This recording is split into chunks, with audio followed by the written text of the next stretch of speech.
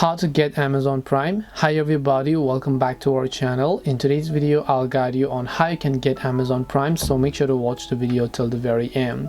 In order to get Amazon Prime, all you have to do is simply first of all go ahead and then actually make sure to launch the Amazon application, or you can also choose to open the browser. Once you open your browser, go to amazon.com/Amazon Prime. I will also make sure to drop a direct link down below.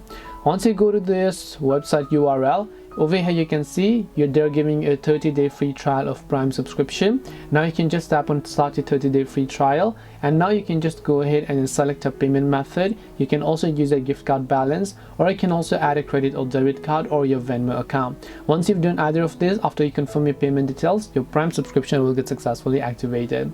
This way you can get Amazon Prime. Hope this video was very helpful to you guys. If it did help you, then make sure to leave a like and subscribe to our channel.